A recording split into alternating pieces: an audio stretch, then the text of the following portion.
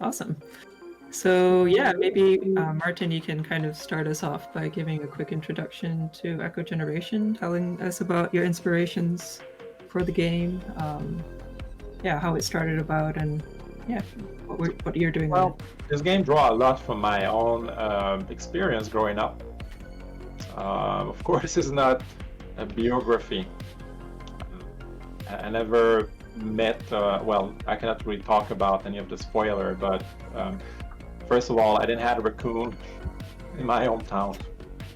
I don't know why raccoons don't hang out in the countryside, you know? They're just like city people, I guess. I'm surprised there wasn't any raccoons at all in your area. I don't think I ever really saw a raccoon, now that I think about it. My Maybe first like encounter was in Toronto with raccoons. lots of those around here. Yeah. And this is like this, was it this BBC documentary about like wildlife living in cities around the world? And they come to Toronto and they cover the raccoon. I found that Yeah. hilarious. What was that? That was like a really, really good Is it Nature? documentary. What's the latest? It's like BBC Earth or something like that. Oh yeah. Narrated by David Attenborough, of course. Oh, So we are raccoon famous. Everyone, whoever watched those documentary, when they think about Toronto, would think about raccoon. But Yeah. no, okay, so no raccoon, but regardless, I think the idea of growing up in a small town and where a bit your imagination becomes real.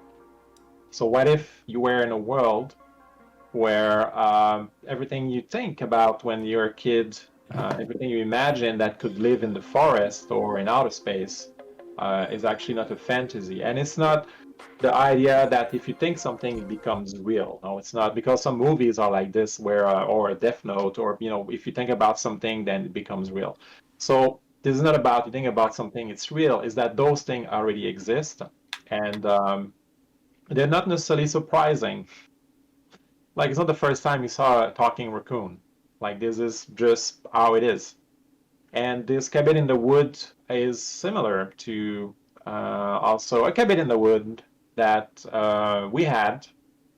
It was a maple shack, so no secret antenna to talk with the aliens, but we had a maple shack, homemade, built ourselves. And sometime I was also going to friend's place. I mean, in the wood, they also had some.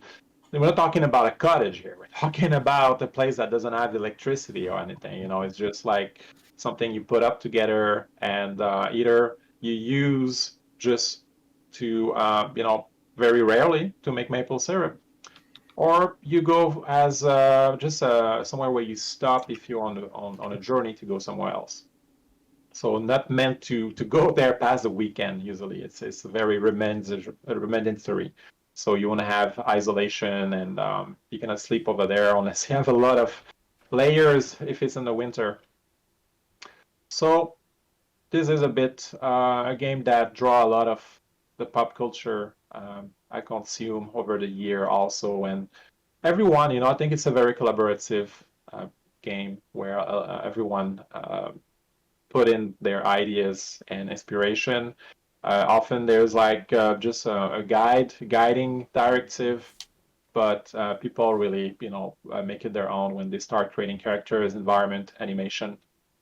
So far from claiming the credit for all of this, I think everyone in the team really brought a lot to create this world.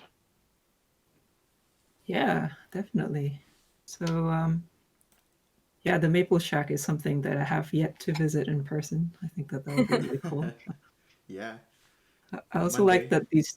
Oh, Sorry, go on. maybe one day Martin will stream from the Maple Shack. Oh my God. the real Maple Shack, Yeah, not just a Zoom background. definitely. Yeah, we were making holes in the tree, putting a cable to run the sap, boiling it, and canning it. We had a canning machine. It was really good. because we could make it as thick as you want, right? So when you Mhm. boil it, you just keep boiling it until you find it thick and dense enough. And the more you boil it, of course, the more sweet. And you need to boil it a lot to do the one you put on the snow and you wrap around a stick and eat. I've never gotten to try those ones yet. But Me neither. in One my Yeah. probably on to-do my bucket list, list. I think there's like different grades or something, right? Like depending on how good it is, like A, B, C, all that kind of stuff. So yeah, for maple Oh yeah. syrup, for the yeah, for maple syrup. I didn't know they were graded. You get a medal for being the best maple syrup. Anyways, all right. So I guess we should jump into the game. Yeah. Yeah, Yeah, let's turn the okay. volume on. Oh yeah, that's right. Turn the volume up. That's a bit loud. How's that for volume?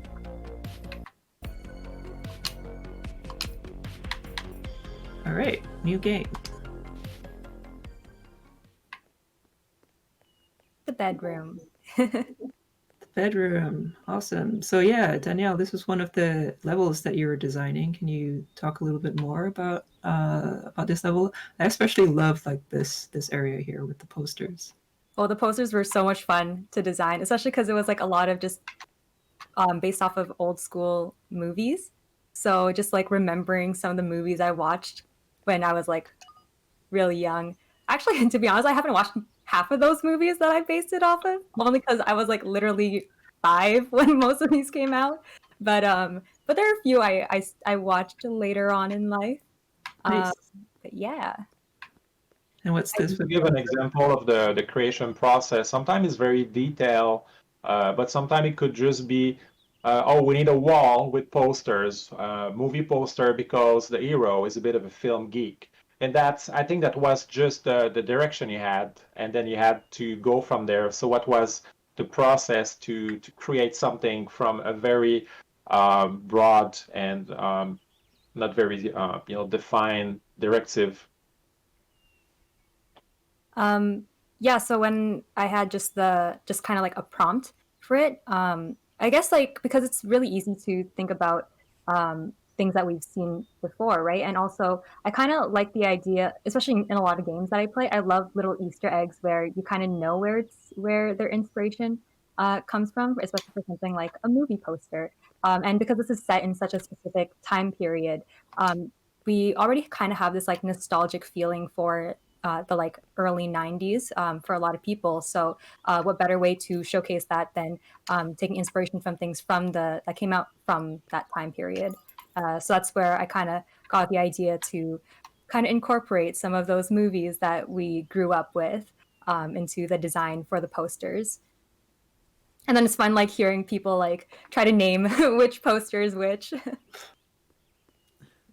Yeah. Awesome. Also, I think we have here a computer looking like a computer from the 90s. If you bought like a screen like this, I hope it was like for under $100. I very much remember. So when I made that computer, because like that's literally based off of a computer that I had as a kid, that my dad brought home, and then me and my brother would all like try to take turns playing it. The only thing we could play was that pinball game. Does anyone remember It's that? like It's the like Space Cadet one. yeah, it was like a space themed pinball game or Minesweeper. That was like the only things I could play on them. But Yeah, I remember me and my sister we would just like take turns playing that pinball machine game for like hours on end. Cool. I mean, I guess there weren't a lot of games at that time on the computers. Was that why, or? usually you had to buy them on disc. Like those were the ones that were like already installed. Ah, yeah, that makes sense then. Yeah. Cool. Well, I mean, since this is the 90s, we have email. And I especially like that everybody's email is from this spacebond.net. We all have spacebond.net emails. There's And yeah, only one place you can get email from. There's no other. It's the early days of the internet. There's exactly. just one thing of everything. And they were calling it the information highway. Mm-hmm. You needed a CD-ROM and a modem that does this weird sound. Oh yeah. That Like sounds you're murdering your robot. true. Cool. So just checking my emails and getting getting a lot of requests for D&D from Michelle, from Kelly, just some emails from the high school, and also don't forget your dentist appointment. Okay, Mom. I find it so funny that the mom is emailing her kid about this dentist appointment. People do that. I mean, nowadays people, I guess, they like text their kid, and their kid is maybe like in the next room, which is a bit strange. But maybe as a kid, you're like, I don't want to be bothered, right? Like sometimes if somebody knocks on your door, you're just like, go away. So maybe email is better to, just better in terms of actually getting you to notice something because everybody's on the computer all the time. All right, and here we have a Alien Skin Eater script. Now, what's this about, Martin? So what he's asking, who wrote all the email? So that was Somebody's asking Jake. Oh, Jake asked, did Martin write all the emails? Well, isn't that obvious? Who wrote the email? Who wrote the email? I mean, you would know that it's Martin because it would be in French.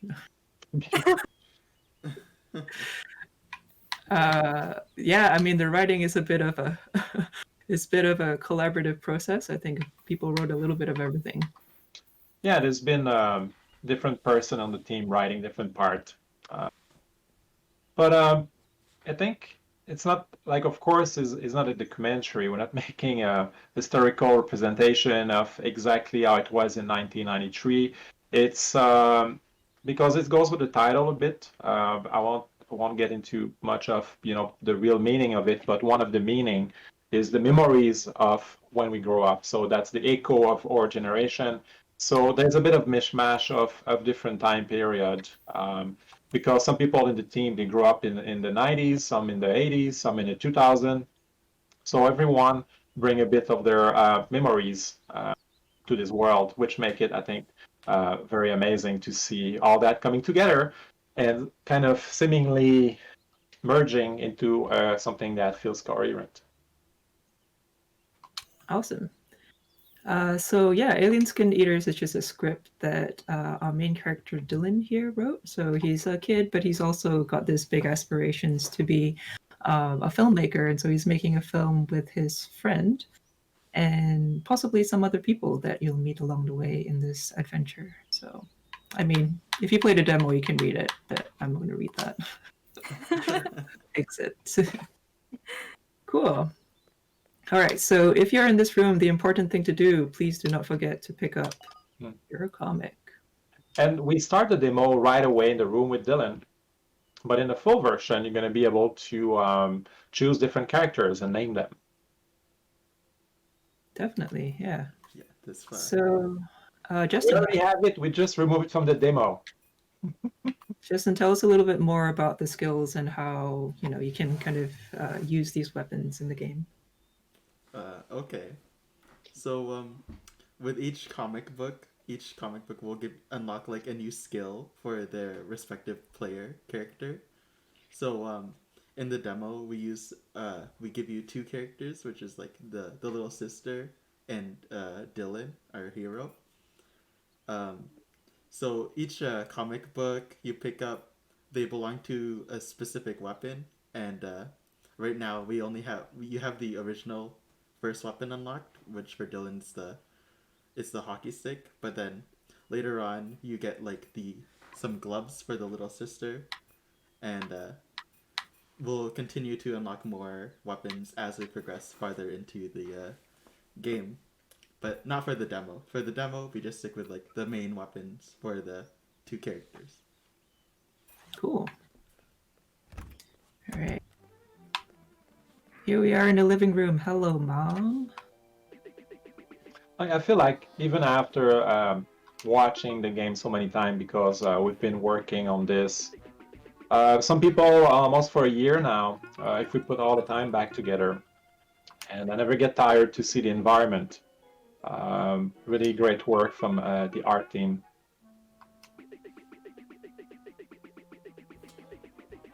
got a lot of like responses from people saying that this is a hot mom. I think I saw that on like the last 2 streams. Well, dad disappeared some years ago. Now, she got to move on. She want to get back and That's why she's just standing there, she's getting ready to hit town to go some shopping in downtown. We're gonna see her in downtown later, but not where you expect her. Is this Oh, a spoiler? Not where we expect her. The mom is gonna be all the way through, not in all locations, but some characters, dialogue, and location will change as we play the game. Oh yeah, Alien Skin Eaters. So this is the soundtrack. So in the game, you can actually pick up a couple of tapes, and you can play that in the tape player back here. I'm not sure many people actually will do this, but this is something I thought was just really cool because you'll be able to play all these different cassettes. I mean, this sounds pretty epic for some kid-made soundtrack, but yeah, shout out to Pusher, the guy who did all of the music in the game, because this one's really epic. Yeah. And those cassettes will be useful in the game because we are going to come across a different cassette player. And then sometime if you play a cassette to certain NPC, they will react to it in different ways. So it's not only something about cassette to hear them, of course is great because we collect some really cool music, but also they could be used to unlock new dialogues or items if you know which one to use and where. Cool. So like in terms of quest, it'll be useful in that sense as well. Cool. I wonder where Meowsy goes every day. Now, Meowsy clearly is a cat. I thought he was a dog. Imagine if we did that. We just put a dog called Meowsy. Plot twist. Well, you'll be able to name your dog and your cat. In fact, you'll be able to name all your family. So you name yourself, you can name your dog, your cat, you can name your mom, your sister, and we put no filter, so just be responsible when you name your NPC. Yeah, if it's not multiplayer, you have some freedom. We don't have freedom with the names. I mean, looking forward all the name people are going to give to their family. Definitely. All right, so just got a cookie from Grandma, which I guess, okay, she's not going to give me another one. But just wanted to highlight that cookies actually refills the skill points. I know people just like look at it and they see the word max and they think it's refilling your health to the max, but that's not true. It refills your skill points, so that's actually quite useful in battle. Yeah, well, the usefulness of the cookie will change. It was something we put for the demo, but it actually has a different use in the real game. They're pretty rare. Actually, you can only get it from her in a very rare moment, but they will let you get a huge advantage for difficult battles. So if you come back to her later, she's gonna have a new batch of cookie. But you need to complete certain event first. Good to know. Jake says, clearly my dog will be named Barky. Barky is a great name. Yeah, the dog equivalent. Should we name this guy Barky? All right. Barky and Meowski. Meowsy. Meowsy. Yeah. Oh, Meowsy. No. All right. Woof. Sorry, no petting just yet. you don't have the feature implemented. Oh, no, he doesn't want. Yeah, so this is one of those kind of things where it's like, we haven't had that feature implemented, but it works with the story. So, kind of writing the dialogue and having, like a charming way to, introduce his character as well as explain that. Just a simple dog. I like that. I like that line. But you will be able to pet it eventually. Just have to work for it. Yeah, you gotta get his trust first. It's Yeah. all about that animal trust. Exactly. What was it? A dog that let himself be pet by any stranger?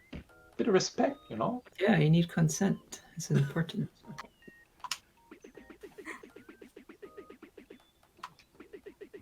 So I like this character as well because you kind of like talking to, I think it's a shed.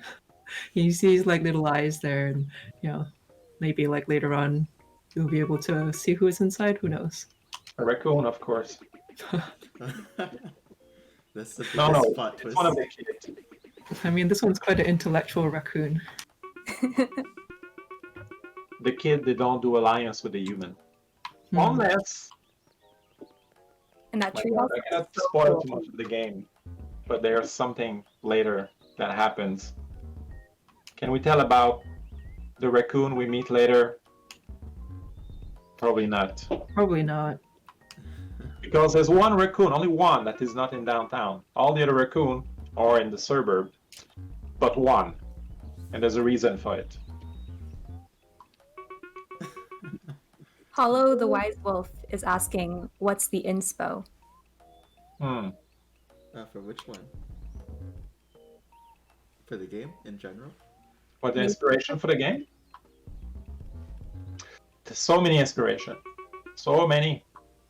There's a lot of reference to pop culture, to movies from the 80s, from the 90s, video games, and like just to name a few, if we think about all the amazing adventure game from the 90s, the point and click adventure from LucasArts, and you know, there's a lot of inspiration from that. There's of course Paper Mario, The Bad Traveler, Child of Light, Spielberg movie,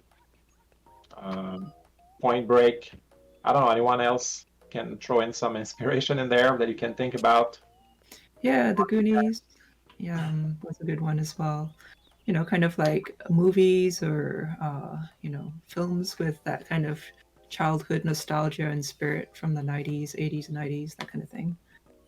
So not only just from games, but yeah, in terms of gameplay, I think, you know, you covered quite a few of those in terms of the gameplay for the references. Paper Mario, Octopath, that kind of thing. I see somebody looking around in trash here. Should we engage? Go Yeah. pet the tail. Yeah, grab him. Get him out of that trash. All right. Say what? Who is that? You looking for a fight? Yes, I am.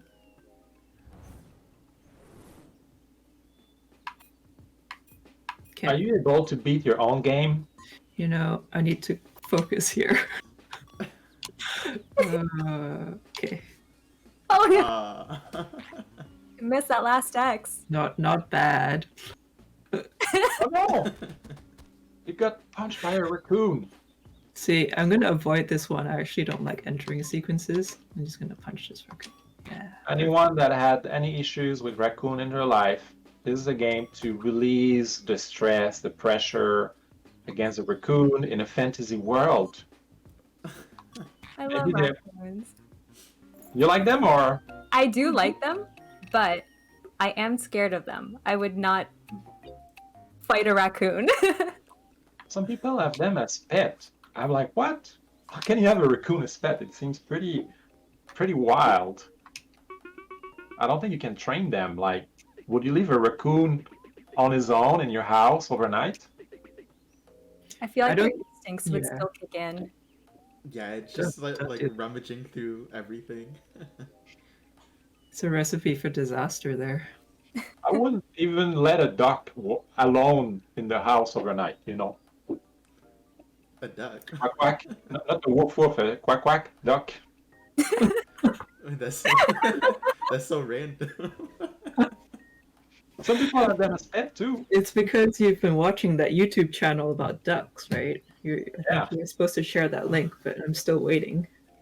See, that's Family how, that lives with 2 ducks in their house. that's how he gets you. He teases you about this video. Oh, this epic video I saw, but then he never gives you the link.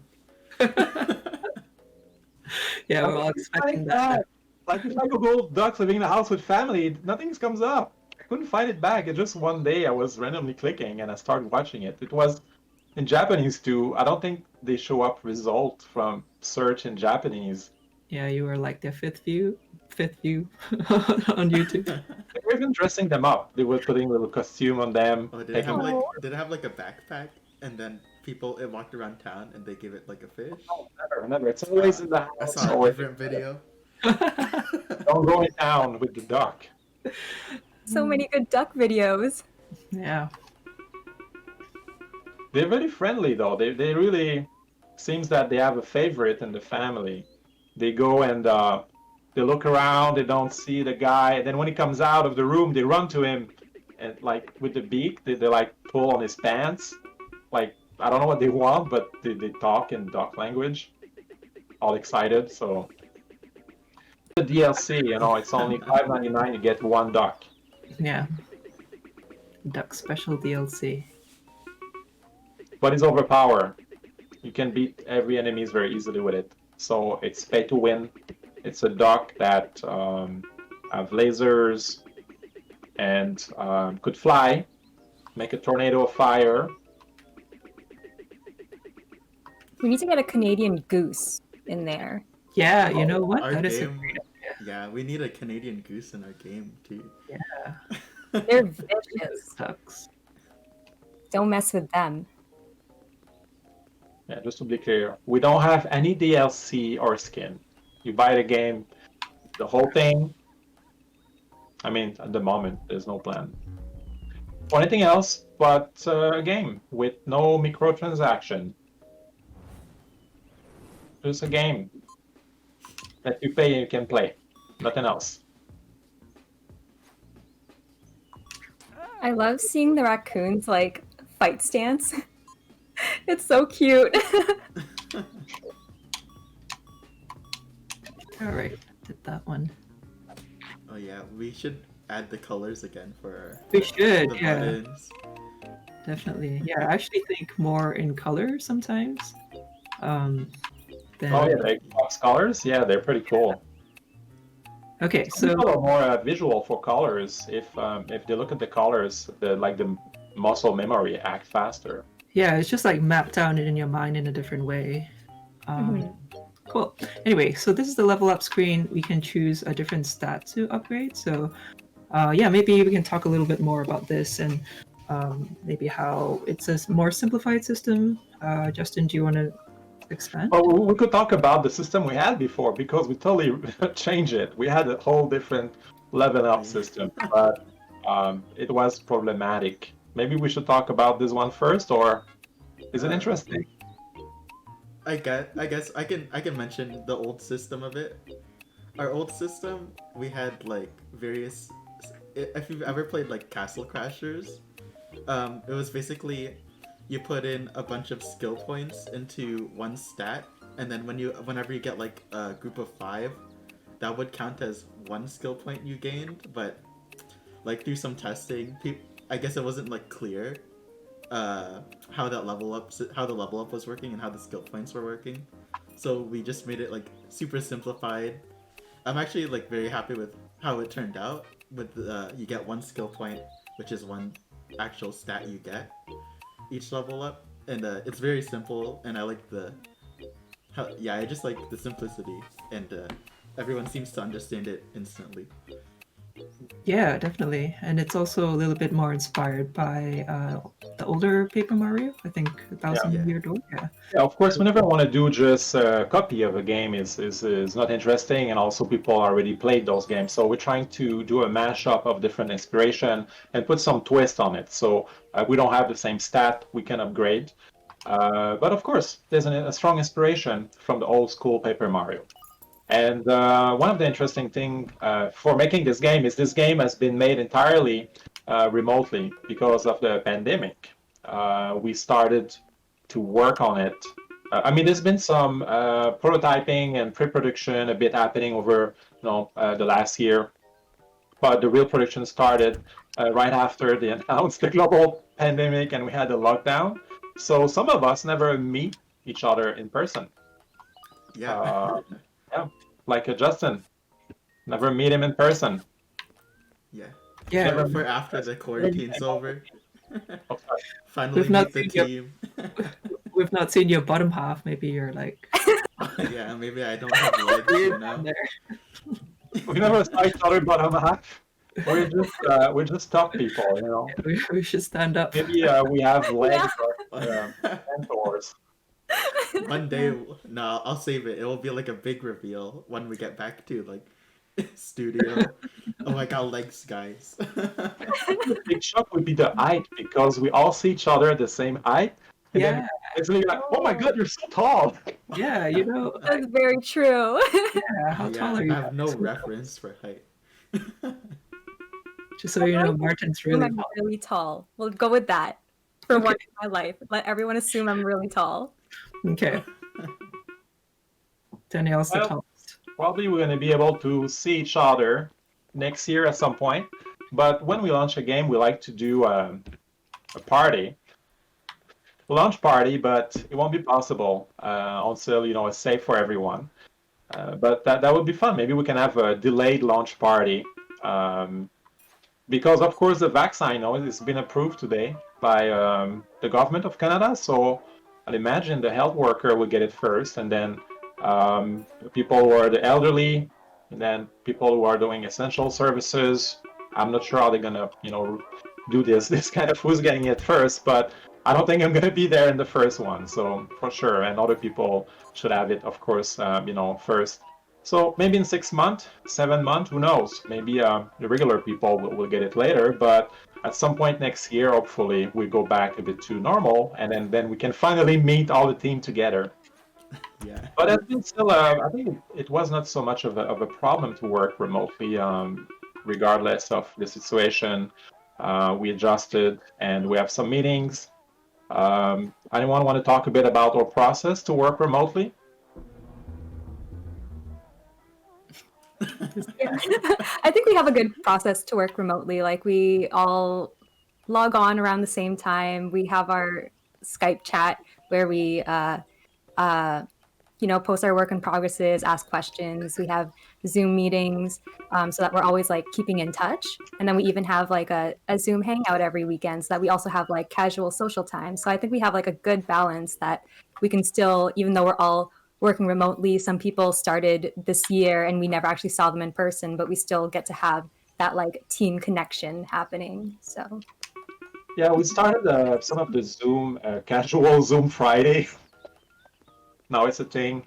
And we were just like talking at first, but we were just talking about politics and all the virus stuff and became a bit oppressive. So we decided instead, let's forget about all of that. We're going to do teams, like silly teams.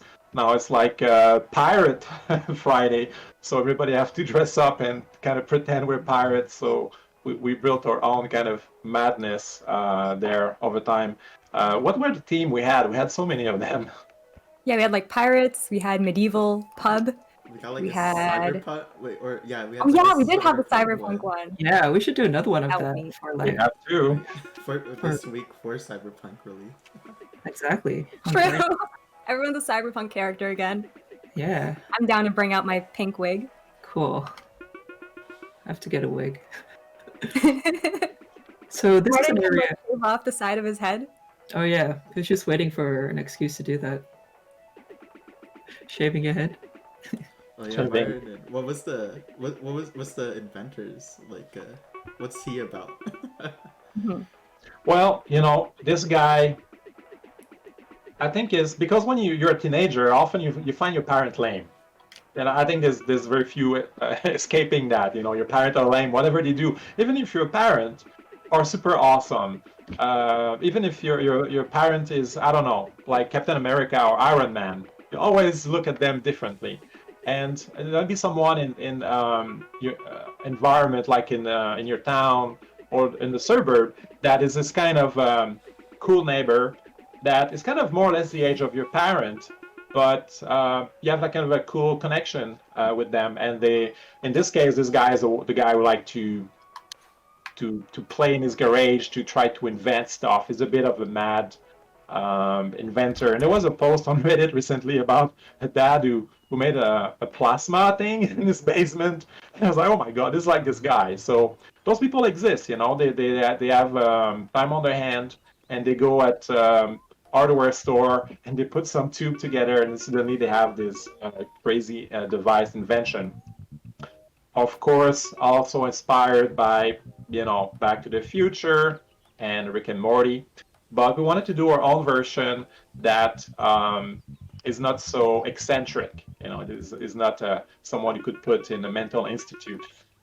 Yeah, I really like the direction we went with him because like I had a few designs, like one that was the more eccentric type, but I kind of like that he's kind of just like a really happy-go-lucky dad in his basement, not his basement, his garage. So I really like that direction.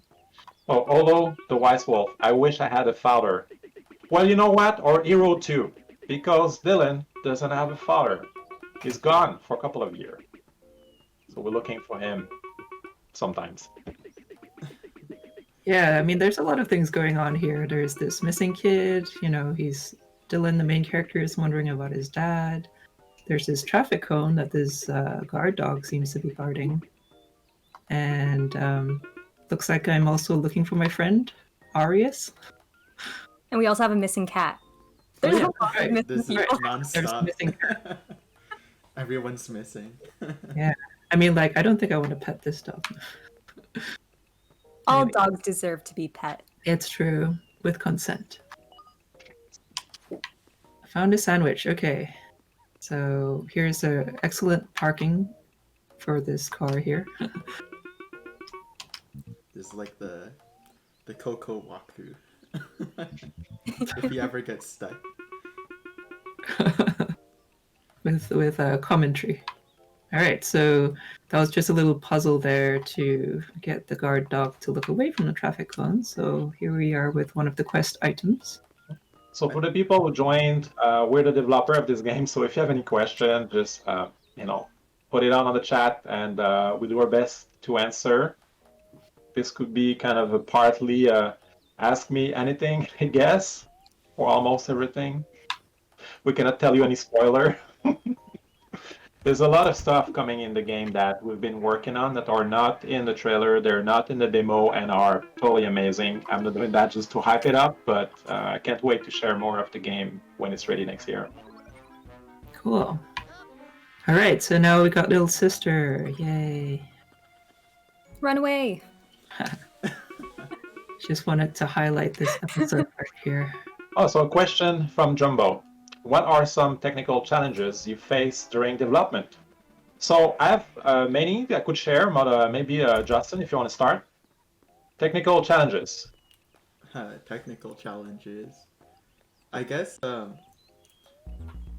getting when I first started working on like the combat system, sometimes there would be new ideas that would come up that would be pretty interesting to implement. So I would have to find like clean ways that I could like say like the mini game system. I knew what we wanted mini games, but we also have like later on, I won't spoil it now, but we have like some mini games that are very different from what you would expect than like your usual like mini games. So being able to have like a good way to have freedom in these mini games was like a very interesting challenge. You'll probably get to see what I mean like when the full game is out and you get to see the rest of the combat. No, it's true that in development, one of the challenges is to be able to expand on existing code base and also modify it without breaking anything.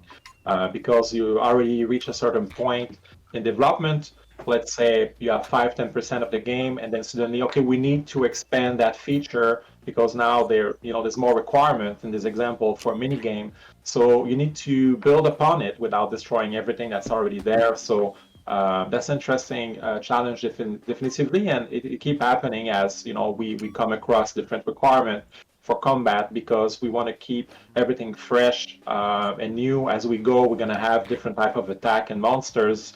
Just like today we had a meeting for one of the boss well, it was in the trailer, so we can mention it. It's the worm. It's the last shot, the big monster that goes in the camera. So we talk about some of the attack, and we had some really cool idea, but they require new features because none of the attack for many of the enemy do that specific idea we had. So that's pretty interesting. But to have this, oh, Anita, hey, the combat system is so cool. Thank you. There's been a lot of work. Justin mostly worked on it. There was a bit of idea from everyone, but who worked most on the combat implementation is Justin. Yeah, UI design by Vanessa. Oh, sorry. Lots of iterations the combat has gone through, where say from the turn order to some movement, it's gone through a lot. Oh yeah, it's such a process whenever you do like something like this. We think, you have an idea about how you want something to work, but then you implement it and it's like, okay, that's really not working. So hopefully what's working now, what's implemented now is working to a degree, but if it's not, please let us know because, always open to feedback on our Discord. Yeah, another question from Anita. Hey, which combat minigames are your favorites? And I guess that will be for you, Justin. I really like the input sequence one, even though Vanessa here seems to be having some trouble. Not a fan. Maybe when we add the colors to the buttons again, maybe. Yeah, I'll be like, I'll just rip it off like in one. My favorite is just the sliding bar one, because that one's really easy for me. Exactly. Yeah, I like that one. That one's like a timing. You got to feel it, in terms of when to hit the button. I do like that we included mini games for the combat, because especially for someone like me who's like a button masher in majority of games, it's nice to kind of have to actually like pay attention, practice patience, and like it feels a bit more like I'm using more skill to do these attacks rather than just hitting buttons, choosing the skill, and then they just do it. Oh, definitely. And Vanessa, which one is your favorite minigame? Well, I would say I like the input slider as well, of what's implemented at the moment. That for me feels the most fun. But yeah, maybe later on there will be some more other mini games that could be revealed, which are pretty cool as well. Yeah, like my favorite is not in the demo. It's one mini game inspired by music game, so rhythm game. So we're gonna see it later in the full game. But they're all fun, like the input sequence, of course, because it's always different. You always have to keep sharp and think about it. So next, from Validoria, the writing was really great in the demo. I really enjoyed playing it. Thank you. Thank you for playing, and the writing was a collaborative effort. Also, a lot of people wrote different part of dialogue, and we want to keep this kind of a process for the writing. That there's a lot of characters. We have, can I say it? I guess we have over 100 characters, including enemies, boss, NPCs in the game. So a lot of them. So there's a lot of dialogue, and we want to make sure they all have this unique voice. So that's why it's good to have many people collaborating and bringing their own imagination and ideas to writing all this dialogue. And sometimes the dialogue is not only about talking with NPC, but observing some part of the environment and commenting on them. So yeah, just in the demo, I think it's something like over 500-600 line of dialogue. So definitively, it's not something like Octopath Traveler or Final Fantasy, but more than any game we worked on so far, like the amount of dialogue we have, and it's a lot of fun. We have that many characters and dialogue, and create this world to bring it to life and follow those characters to evolving in the events of the game. And that's all question we have for now. We'll see if there's more popping up later. Yeah. So the way the cops are with the whole like they're ignoring the rats and things like that, it kind of reminds me of the cops from What We Do in the Shadows, which I find really funny. Yeah, this is an amazing movie. Mm-hmm. Oh, I haven't seen that one. Yeah, I just love lines like this. You talk about the matcha latte, and then later on you just drop it in there like matcha latte is delicious. Yes, okay. Yeah, and the very final, you just paste that in. Yeah. I could mention about the technical challenges. That was a question from earlier. Oh yeah. One of them is optimization, because one of our target was to get the game to run at 60 frames per second in 4K on the new Xbox Series X. We received a dev kit earlier this year, and very excited about it. And it was actually the first time that I played a game in 4K and at 60 frames per second. I never had a chance before. I saw some stream on YouTube, but it's something else. When you try a game on a 4K monitor, 60 frames per second, it's hard to, I don't know, even if you see it on YouTube and you still have a 4K monitor and you watch it, there's something different about it. I don't know how to explain it, but it felt like living the world in a much more immersive way. And because our game is, I'm also looking from the side at the maquette, that we have this kind of micro lens with a depth of field. If you have like a big monitor, a big TV, you play it on, I don't know, 4K, you feel really like you're the side of this table where you have all those characters moving in it, and I really like that. But to achieve that, we needed to do some optimization, because this depth of field effect eat up a lot of the processing power. Eating up, depending on the part of the game and the amount of object we have, could be up to 20-30% of the frame rate got eat up just by that one effect. So we needed to make sure that everything else was running at least at 80-90 frames per second before we put it on. And we had to use many tricks to get there, because as you see, the game has a lot of detail and a lot of geometry, a lot of voxel. Surprisingly, a character like this rat can be with a geometry as dense as some character from Dark Souls. And the reason is because we have a lot of breaks, and all those breaks cannot be cheated. They need to be actual geometry break.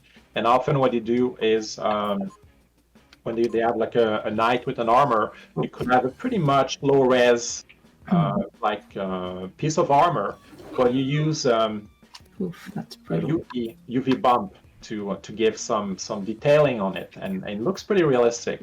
But this kind of UV bump will not work to do those voxel look. So even if it's a game that looks cute and relatively more simple than a game like Dark Souls, the amount of geometry we have, just because of the aesthetic of voxel, often is also pretty high. So we really had to find ways to optimize to reach those frame rate.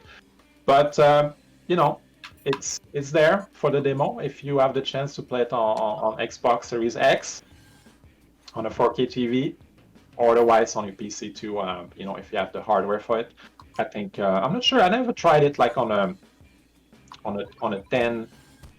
But I mean, what is it, like 680? Is it working? Anyone has? Little I sister. tried it on an older video card, like from 4 or 5 years ago. I didn't have a chance to try it. Maybe it runs, but at lower resolution, at 30 frames per second. Another question from Sohi. Are we going to see any merch? Merch. Okay. What kind of merch would you like to see? The mom here. The mom request. Specifically the mom. What kind of merch? Would it be like a doll? No, it would just be like a face of the mom's face on a shirt. Yeah. It's on a shirt. There's gotta be the full body. Oh, okay, full body. Yeah, full body. I think, Martin, weren't you like posting pictures of like the future boss on the shirt with like the moon? Do you remember? Oh yeah, we had a shirt with the werewolf that. Ah, yeah. Well, we're Some t-shirt, they have the print that takes all the t-shirt. It's not only just a little square in the middle, so the whole shirt was the actual image. So that would be cool. But yeah, if we can make toys, it's just of course we're not Capcom. It's not like hey, make me some Mega Man toys. So I'm not sure where to start, but that'd be awesome to have some of the characters as for me, some of my favorite merch is have little figures. I like to have a physical representation of some of the video game characters, and I have one here talking about this. I don't know if anyone knows this underground, unknown characters. Like a plush. It's pretty cool actually, and I don't know if we could do a plush. That could be an option, but maybe the mom wouldn't work. You need something like maybe the cat could be a plush. Yeah, the raccoon would be cool in it as a like a plush or I something. think like the raccoon's our mascot now, so Oh yeah, we for gotta sure. do him first. Trash Panda crew. Yeah. And you have to buy multiple of them because you gotta have the whole You crew. gotta get the game. It'd be cool to do like the nano blocks or like the Lego. Oh yeah. Yeah, Figures? if it's with the style because we're using like, the voxel, right? Oh wait, what was it again? You have to find the crew. 3 3122. Oh, is it? No, don't tell her. No. She's gotta find it. Oh, thank you. Thank you. Okay. I You knew know, that. you don't always have Justin with you when you play this game. I know. There'll be more hints in the in the final. All right, so here we are in the storage room. Things are getting a little bit creepier. I mean, the mood of the whole demo is kind of designed that way so that you start off in a very nice suburb, but then as you progress, things get darker just as the story gets darker as well. So, like, who is this guy? So, could you go back in a moment for at the lobby? Sure. So the lobby and also the room after that were designed by Simon. She's there on the chat. We could not have more people on the stream live, but it's good to point out some of the work made by the team. And she's called Sim Mo on the chat. Yeah, I like this like mat as well, like this fish mat. That's like so cool. And this runner here for people, with like muddy boots. I really like the light from that window. Mhm. It's like a very warm color. Yeah, with this like dust motes as well. That's like cool. Yeah, especially all the dust particles. It really ties the scene together. Yeah, so like a room like this, for example, won't necessarily have too much in the way of music. Like it's more like an atmospheric building kind of thing. And yeah, sometimes we don't really need to load too much of the demo with like songs for it to feel a certain mood. Oh, Meowsy. Okay. What are you doing here? And meows to you too. What do you want to do the voice? Silence. My favorite, just how they're so unfazed by that body that's right beside them right now, like in between as they talk. You know what? Like the first time I saw this scene, I didn't even see the body either. That's why I think it's like good, that perhaps later on we call it out.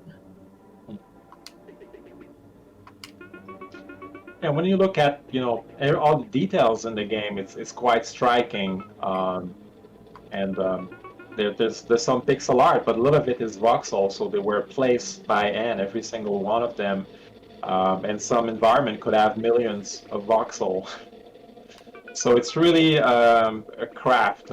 When you look, for example, you visit those old mansion or castle in Europe, and you see all the detailing in the painting and the tapestry.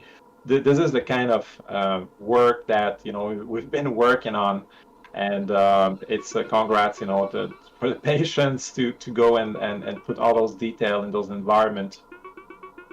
Wait, should we do like a shout out to our animators? All the Yeah. animations. Absolutely. Of course, we have to talk about the animator. There's two animator currently working on this game. Ian and Edgar, that also, I guess, on the chat. Not everyone could make it on the stream, but yes, great, fantastic work for rigging, for animating all those 100 character. Yeah, there's a lot of characters. And great animation as well to bring them all to life. Yeah, I love seeing the characters animated. Like they've been nailing it down in terms of how I visualized a lot of them. like it's really interesting, like the process, right? Because like there's like the initial idea, and then there's like the concept sketches, and then there's like you design the characters, and then later on there's another layer of it coming to life, and then afterwards you put it in the game and you interact with it, and it's just like whoa. And then you add the music, and it's like okay, this is like a different level. So it's always really amazing to see things come together in that way. Yeah, sometimes. Yeah, we had the chance that the team that work on this game. I think everyone is really bringing a lot and making something quite unique. And I couldn't have imagined that this game will shape this way. And it's like a beautiful little like toy to discover. And also, maybe not a lot of people are into turn-based. A lot of people were telling us, "Oh, don't do this kind of game. Nobody's playing that. It's not popular." But if you do indie game, you don't really think about the market.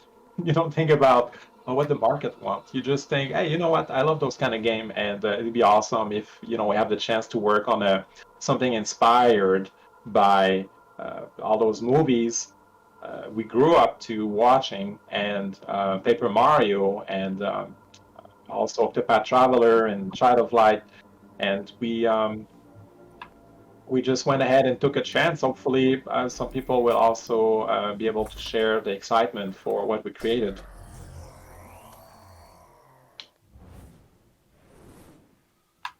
All right, you guys continue chatting while I hopefully don't fail. Let's see. Okay. Oof. Yeah, this animatronic scares me when I try to fight him. This guy is brutal. Okay, uppercut. Simone did an awesome job designing this guy. Oh yeah, we had like some fun. Time ran out. Like, what if the uppercut was like the Hadouken command in Street Fighter? Yeah, was a fun idea. Definitely. Maybe we can still do it. Maybe, but then it would be too easy because then, Oh yeah. because then like everybody would just memorize that. Okay, I'm dying. Okay. 20. Oh. Oh. Okay, let's Really Yeah, animated it's the 2v1. animatronic. let's heal this guy too. All right. Oh no, this attack. Yeah, that one's really brutal. Okay. It's a tough one. I'm just gonna go with the short jab for the boy. Actually, should I? Yeah. Okay. So, Vanessa, you made a speed run at one point. No, you said that. What was the fastest you could complete a demo? Yeah, I think I did a speed run of 8 minutes, but that was like I think when the game was balanced a little bit easier. Okay. Oh, we lost one. Oh no, Dylan! Yes, this is. Oh, I think you kill him. Finishing blow. Yeah, is this gonna finish this guy off? Yeah, if you Let's hit it see. right, I think. Oh. So this is how the game is out. Actually, is out. You can play it if you are on Steam. If you are on Xbox, you can download it for free. To give you a taste of what we're working on. The full game will come out some point next year, in the first half of 2021. Not sure exactly when, but we're pretty advanced at the moment. Cool. Who voice act Dylan? Is maybe has a French accent? Who's asking that question? Simmo. I think Mo knows the answer to that. I mean, we'll see. At the moment, there's no voice acting. We should leave that to the professionals because yeah, what we have in the game at the moment is kind of placeholder. If one day, after release, maybe if the game has some following, if the game is popular, maybe we can have like a free update with a voice pack. But no promise. It's all the devs doing the voices. That would be really funny. Totally butchering every character. And then if you're pissed off at somebody, you just go in and play the game and make them lose. All right. So yeah, this is the level we've been watching so far. Those are all levels that were some of the first level we worked on. nothing really new. Maybe okay. So which one? Okay, there's the one that were made probably at the start. Yeah, this summer. There's a house of the principal. There's the storage, but maybe they're only like 20% of the demo is some of the new stuff, and the other stuff were mostly made last year as part of the first prototype. We reviewed them to, of course, finish them. But all the new stuff we work on this year is still like a secret. There's a lot of very exciting stuff and a lot of stuff. Yeah, a lot of levels, a lot of characters, a lot of track. There's probably over 30 track in the soundtrack, 35 track. Amazing soundtrack. So we're all gonna release that next year as soon as we complete the polish for the game. But I don't know if anyone has more question as we complete the demo. Go ahead, and we'll do our best to answer.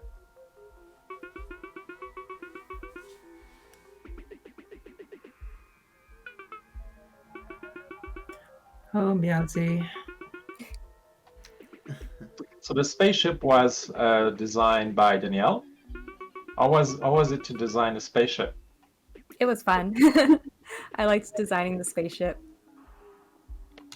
Especially like the way we did it, because we did like a little mini workshop beforehand where someone else on the team made a bunch of pieces, and then I kind of like Lego blocked them together and then came up with a shape for the ship. And then so it was a really neat process doing it that way, just because I had to think differently as opposed to just it was kind of like a speed blocking in a sense, and then refining that blocking into something cool. Definitely. All right. And now And that's yeah. it. That takes us to the end of the demo. Dylan, Little Sister, and Meowsy is off into the distance. Thanks for playing. That's a great ending scene. Yeah. I like that backdrop. Yeah, that whole area is one which I think works so well in terms of mood as well. Yeah, so this is the demo. It's maybe about between 20-40 minutes to play. And we were I think hesitant at first if we were to release a demo or not for a couple of reasons. But I don't know what you guys think of the experience to get a demo out from a game, because to me it felt almost like releasing the game on a smaller scope, of course, because there's less thing to test, but the whole process to make sure everything works and polishing everything, and then of course dealing with putting the game on Xbox certification, going through that, very similar to what you have to do when the game is complete. So what were your experiences? Something you guys will do again, put a demo, or? Yeah, I think it's kind of a challenge, right? Just because, like, the risk of doing a demo that is bad is very high. Like, you don't want to turn people off, especially since when we released the reveal trailer, like that had almost a slightly different mood to it. Like that was more intense, more just more intense. Whereas the first half of the game is a little bit more friendly, and you fight raccoons. You're in a nice bright suburb, but later on it gets darker. So just to kind of put something out there that hopefully people will like is is risky. And yeah, I'm glad to go through this process, though. I think that we achieved something which is very good, and that people play the demo and they seem to like what they see. And yeah, I definitely do it again. How about you? Well, the unique thing about this week too is Cyberpunk is getting released, so it's hard to get anyone's attention. So thanks everyone who dropped on the stream to watch us. I think everybody must be very excited about the drop coming soon for Cyberpunk, including us. So we just had this short window between Monday. Well, I think Monday it was already available on Steam, but some of the announcement come a bit later in the week. So we only had this short window that we knew people will be having some headspace for this demo. And so far I think there's been a good response, which is great because when you create a game, this is weird because you're on your own, well with the team of course, but no one really know what you're creating, and you just work on your best guess, trying to follow your intuition and what you think works, but you never really know until other people have a chance to try it and let share their experience about the game. Is it up? Is it down? Is it in between? So it's always a bit scary as an artist. I think if you're a writer, if you're a musician, a painter, illustrator, video game creator, it's part of what you do. You create something that you share with the world, and then it's going to get criticized. And sometimes you need a thick skin. I don't know, guys, what were your expectation, or how do you feel about the results so far? Well, definitely happy about the result. It seems to be received well by people who've seen the trailer and who've played the demo. They seem to be enjoying the time. So I'm very happy about that. Cool. Danielle?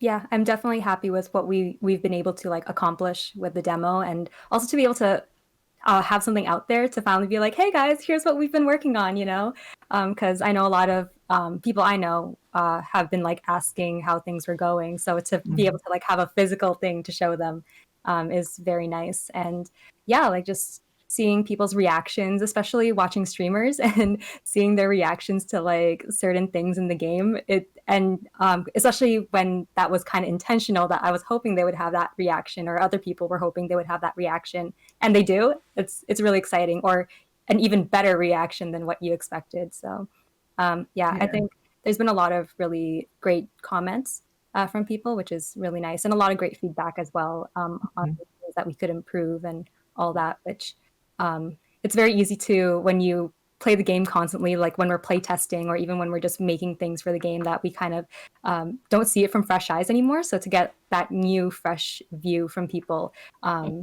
is really helpful and really great.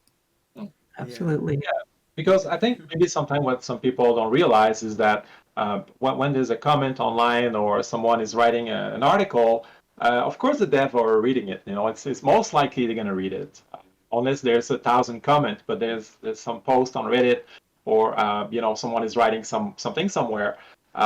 We're going to read because we're very interested to see what people's reaction is, and it's going to shape probably in part what we're doing, because if we see that a lot of people bring some issues in the game, then we're going to sit down and look at it and say, you know what, a lot of people thought that this thing maybe should be fixed or modified.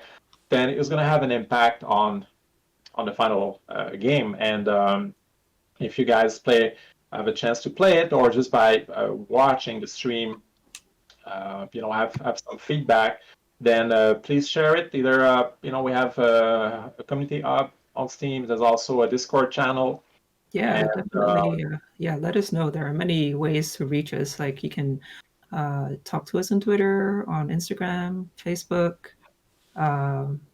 We're very active on Discord as well, and that's probably the best way to get in touch with us, because it's easier to kind of troubleshoot through chat versus something which is not like immediate, like on Twitter or Instagram or something. And Steam as well. If you have Steam specific issues, you can reach us there as well. So very open to feedback and hoping to improve the demo, and listening to what all of you are saying in terms of how to make it better. Well, I think it's taking us up to nearly 5:30 now over here, so let's wrap it up. Thank you, everybody. To shoot your question, and then we can wrap it up soon. No, Vanessa, what will be the plan?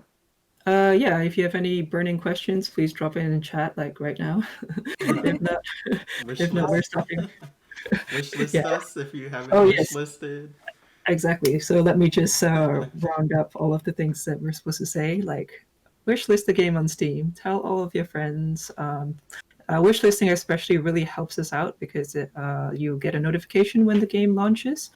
So yeah, please wishlist Echo Generation. It helps also when you kind of retweet our stuff or share it with your friends or just that word of mouth kind of thing helps a lot. And Echo Generation demo is only going to be on until Tuesday, I think, Tuesday evening. Is that the 15th?